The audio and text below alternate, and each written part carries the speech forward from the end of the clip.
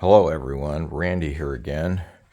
It's bright and early in the morning, but I thought I'd give an update on the Jaguar engine rebuild project. I tell you what, I've probably got another 15 or 20 hours in the shop fighting a whole bunch of problems on this engine. And I'll start out by telling you some of the things I found out.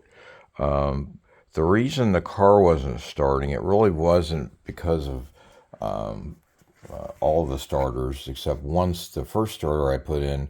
I don't remember if I mentioned, but it was a rebuilt starter, but it wouldn't work. It just clicked and the starter wouldn't gauge. So I tore it apart. I actually ended up tearing it apart, and that rebuilt starter looked 30 years old inside. They painted the outside and didn't open it up and clean it or rebuild it. So it was just it was really surprising. Unfortunately, that's been on my shelf for a few years, so I can't send it back because good grief, I have no idea who I bought it from. So the other two starters I created, the last one actually worked, but the biggest problem I found, why this car wasn't starting, is these relays right here, and I had torn this one apart. These older relays, the contacts get pretty corroded in them, starter relay, and you get a brand new engine that's really tight, and then you got an old relay, and that starter's requiring a ton of juice, and it's like, I'm just not going to work. That relay's not having it. So I actually bought a bunch of new relays, 3 of them, because I need them for the other cars too, because I stole them out of them. So I got new relays, but I actually got one of the old ones to work after I tore it apart and carefully cleaned the contacts, and got it to actually work for now on this car. But what I've learned is if you got a brand new engine, you're probably going to have a problem with your relay, so you probably want to replace it. Another thing that blows my mind is I'm having a problem starting this engine, and I might have already talked about it, but I will never not replace the fuel pressure regulators again because it was dumping raw fuel into the engine, which is just horrible. Um, so that was a good learning curve. The other thing is the Evans coolant.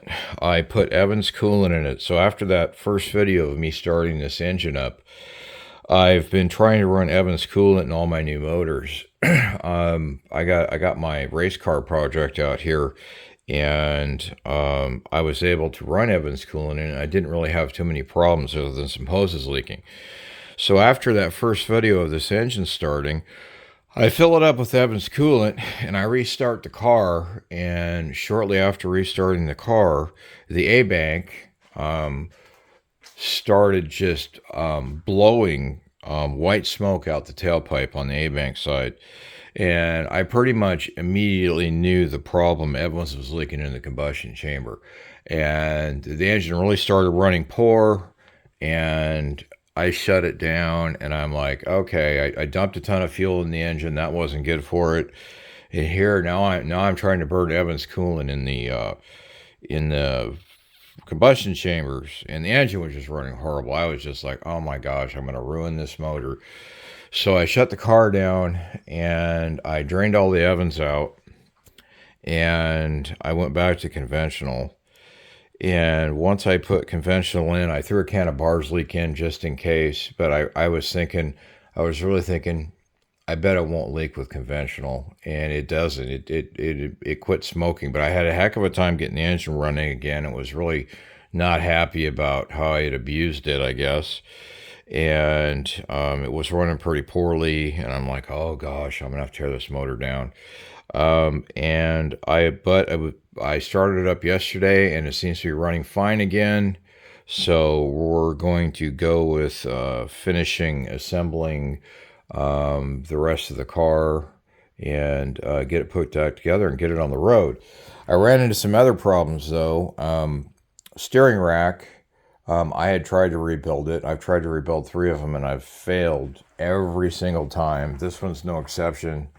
The steering rack was leaking like a sieve. Oh, let me get my finger out of the way. steering rack was leaking out of the sieve on the driver's side. So I've got a bad seal on the driver's side on this rack, even though I rebuilt it and put new seals in it. So I found a steering rack online for an insanely expensive price, and I went ahead and bought it because I want to get this project done. But the biggest problem is trying to find a place that has rebuilt steering racks. And like I said, there was only one steering rack I could find available online, and I paid like $800 for it, which is insane. A steering rack, $800. That's another reason I'm trying to figure out how to rebuild those.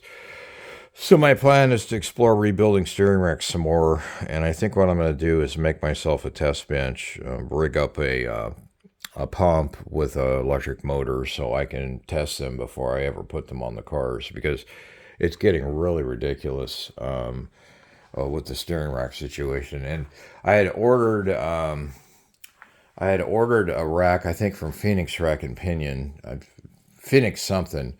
They came up online and that they had a steering rack. Well, they called me the next day and are like, well, we can't get cores for these cars. If you want to have a steering rack, you need to send us one. So that's an option. It's also a cheaper option rather than paying exorbitant prices for a completed rack that's ready to go.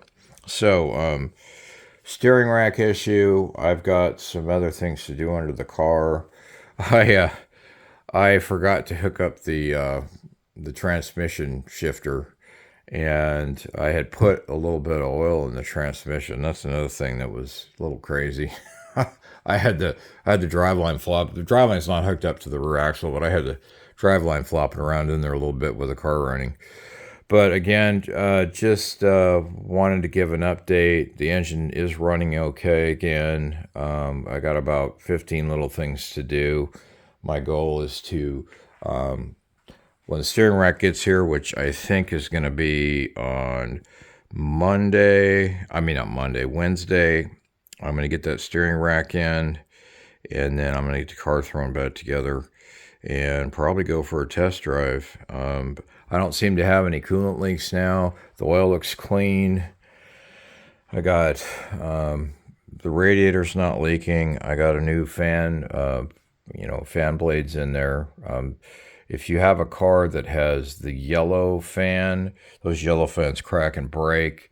When I find these black fans online for a reasonable price, I snag them. So it's got a brand new black fan down in there and a new fan clutch. All new hoses on this engine pretty much. Oh, forgot. Another thing I did is I bypassed some of the wiring. So you can see I got different heavy duty wire here that's going to the starter. Other than that, I will give another update after I get this car on the road. And I'm going to post some more videos about my other car projects. I think I talked about the red car over here, that this car is a 9,000 mile original car with an engine compartment that's a little dirty. But if you want to see an original engine compartment from the factory with all the stickers and stuff, I'm really lucky to have this car to use as a template for the other cars. Anyways, talk to you soon. Thanks and bye.